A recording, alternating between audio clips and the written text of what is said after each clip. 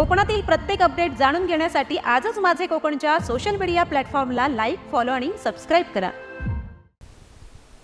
नमस्कार, मी प्रणाली भोसले. माझे कोकणच्या बातमीपत्रात आपल्या सर्वांचं मनपूर्वक स्वागत करते. बातमीपत्राला सुरुवात करण्याआधी पाहूयात हेडलाईन्स.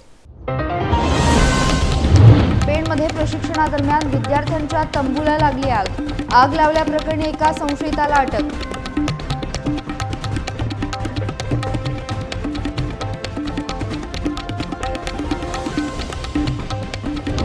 वांजळ येथील सचिन वाजे यांचा प्रामाणिकपणा. बाजारपेठेत सापडलेली सोन्याची अंगठी केली पोलीस ठाण्यात जमा.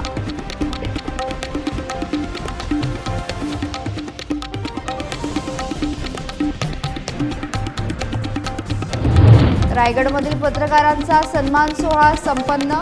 पत्रकारांनी समाजातील प्रश्नांकडे लक्ष देण्याचे आवाहन.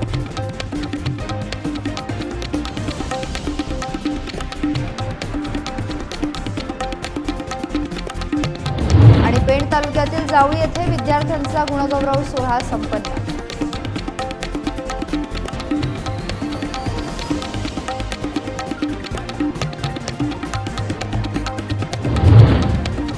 पाहुयात सविस्तर वृत्त. रायगड जिल्ह्यातल्या पेणमधील एका इंग्लिश मीडियम स्कूलच्या मैदानात स्काउट गाईडच्या प्रशिक्षणादरम्यान विद्यार्थ्यांच्या तंबूला आग लावल्याप्रकरणी एका संशयिताला पेण पोलिसांनी शिताफीनं अटक केली. ही घटना 1 फेब्रुवारी ते 2 फेब्रुवारीच्या दरम्यान मध्यरात्री घडली आहे. स्काउट गाईडच्या कॅम्प दरम्यान शाळेच्या आवारात उभे केलेल्या 6 तंबूंपैकी मध्यरात्रीच्या सुमारास एका तंबूला अचानक आग लागली आणि तो पेटून जळून खाक झाला.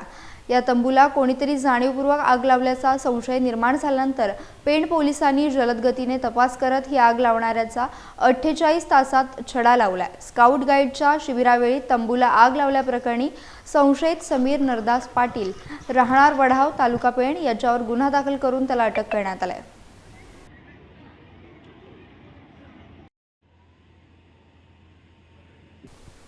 आजही काही लोकांमध्ये प्रामाणिकपणा टिकून आहे याचा प्रत्यय संगमेश्वर तालुक्यातील देवरुखमध्ये आलाय. वांजोळे गवळीवाडी येथील सचिन तुकाराम वाजे हे आपल्या मोटरसायकलवरून घरी जात असताना त्यांना देवरुख बाजारपेठेतील एका बेकरीजवळ रस्त्यावर सोन्याची अंगठी पडलेली दिसली. त्यांनी ही अंगठी प्रामाणिकपणे देवरुख पोलीस ठाण्यात जमा केली.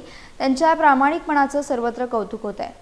वांजोळे येथील सचिन वाजे हे रत्नागिरी येथील डोंबिवली नागरी सहकारी बँकेत कामाला आहेत. 31 जानेवारी रोजी ते 8:45 वाजण्याच्या सुमारास कामावरून मोटरसायकलने घरी परतत असताना देवरुख बाजारपेठेतील एका बेकरीजवळ रस्त्यावर सोन्याची अंगठी त्यांना पडलेली दिसली. त्यानंतर त्यांनी ही अंगठी प्रामाणिकपणे देवरुख पोलीस ठाण्यात जमा केली आणि अंगठीच्या मालकाचा शोध घेण्याची पोलिसांना विनंती केली.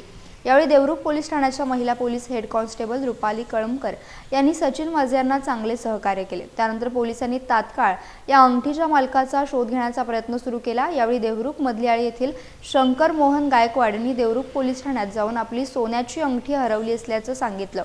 त्यानंतर पोलिसांनी त्यांच्याजवळील अंगठीच्या कागदपत्रांची तपासणी केली आणि सर्व शहानिशा केल्यावर अंगठी मूळ मालक शंकर गायकवाड यांच्याकडे सुपूर्द करण्यात आली. यावेळी आपली हरवलेली अंगठी प्रामाणिकपणे देवरुख पोलीस ठाण्यात जमा करणाऱ्या सचिन वाजे आणि देवरुख पोलिसांचे शंकर गायकवाड यांनी आभार मानलेत.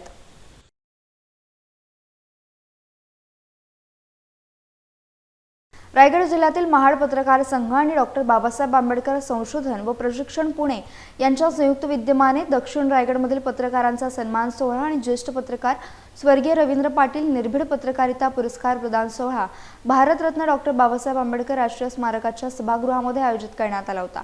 या सोहळ्याला ज्येष्ठ पत्रकार हेमंत देसाई विशेष अतिथी म्हणून उपस्थित होते.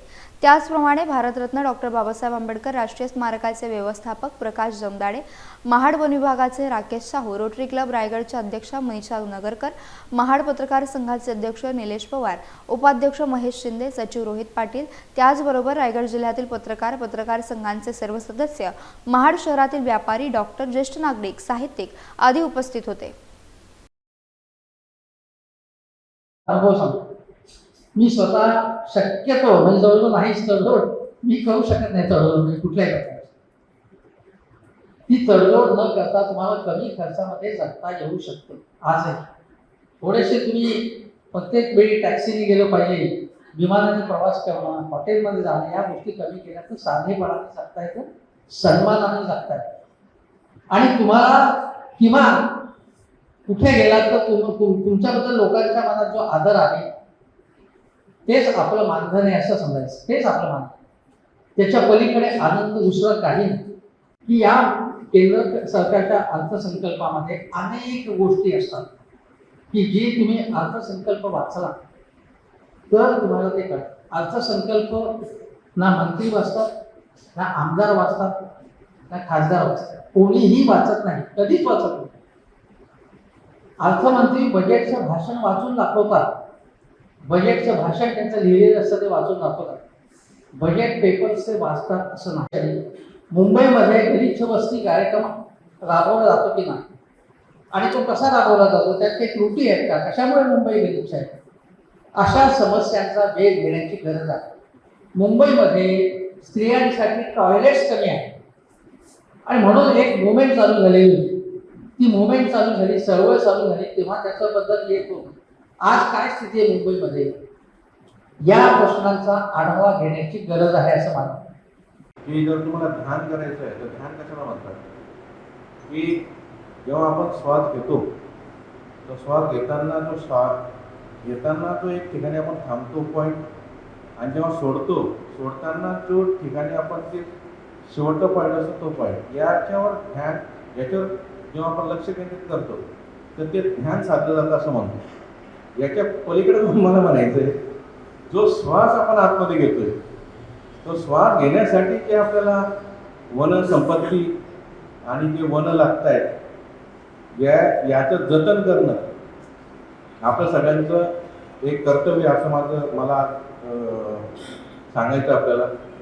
रायगड जिल्ह्यातल्या पेण तालुक्यातील जावळी येथे माघी गणेशोत्सव निमित्तानं आणि जाणीव संघटना सर्वोदय ग्रामपरिवर्तन मंडळ यांच्या वतीने वरसई विभागातील विद्यार्थ्यांचा गुणगौरव सोहळा सोमवारी जावळी येथे आयोजित करण्यात आला होता. जिल्हा परिषद शाळा वरसई शाळेतील 29 गुणवंत विद्यार्थ्यांना प्रमुख मान्यवरांच्या हस्ते सन्मान चिन्ह देऊन सन्मानित करण्यात आले. तसेच प्रभागातील माजी भारतीय सैनिक आष्टे गावचे सुपुत्र मंगेश पाटील तसेच गागोदे खुर्द गावातील तबलावादक तेजस दरेकर यांच्या मंडळाच्या वतीनं सन्मान चिन्ह आणि शाल श्रीफळ देऊन त्यांना सन्मानित करण्यात आले. तसेच विद्यार्थ्यांना गुणगौरव करण्यात आला. तसेच विद्यार्थ्यांना अतुल म्हात्रे यांच्याकडून वह्या वाटप करण्यात आल्या. यावेळी शेतकरी कामगार पक्षाचे नेते अतुल म्हात्रे, माजी भारतीय सैनिक मंगेश पाटील, ॲडव्होकेट रोशन पाटील, वरसई आश्रमशाळेचे अधीक्षक किरण वारे, शिक्षक महेंद्र गायकवाड, ज्ञानेश खरात, तेजस ठोंबरे, सूत्रसंचालक विकी कदम, विद्यार्थी, ग्रामस्थ मोठ्या संख्येने उपस्थित होते. विधानसभेच्या निवडणुकीपूर्वी मला वाटतं काही वेळा मी इथे येऊन गेलो आणि दर वेळेला आल्यावरती निश्चितपणे मला आश्चर्य वाटलं की अशा दुर्गम ठिकाणी असलेलं हे गाव की ज्याच्यापर्यंत रस्ता पण मला वाटतं काही वर्षापूर्वीच पोचलेला आहे आणि बस सेवा देखील नुकताच यायला सुरू झालेल्या आहेत.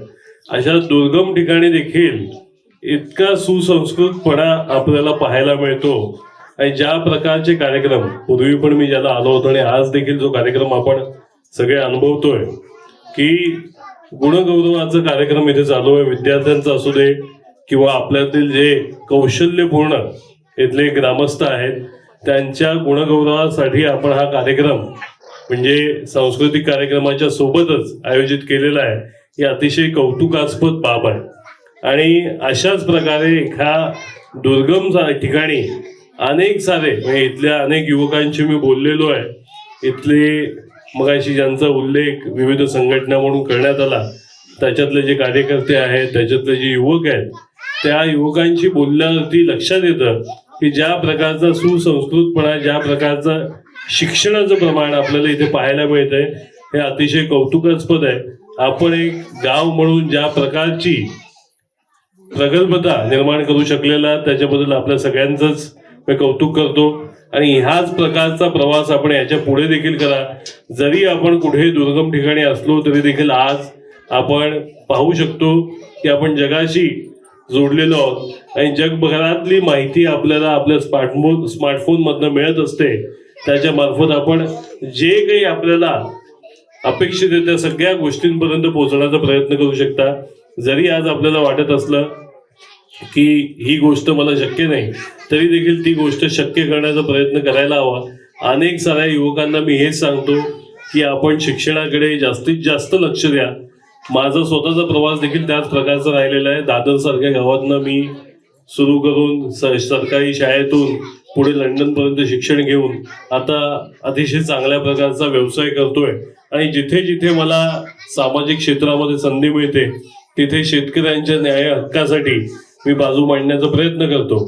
अशाच प्रकारचं कार्य यापुढे देखील चालू ठेवणार आहे आणि ह्या गावांनी ज्या प्रकारचा आतापर्यंत प्रतिसाद अशा गोष्टींमध्ये दिलेला आहे तसाच त्यांनी तो पुढे देखील चालू ठेवावा आणि जास्तीत जास्त प्रमाणात अशा प्रकारचे सांस्कृतिक कार्यक्रम घ्यावेत. यासह बातमीपत्रात वेळ झाली इथेच थांबण्याची. भेटूयात नवीन बातमीपत्रासह. तोपर्यंत तुम्ही कुठेही जाऊ नका. पाहत रहा फक्त माझे कोकण.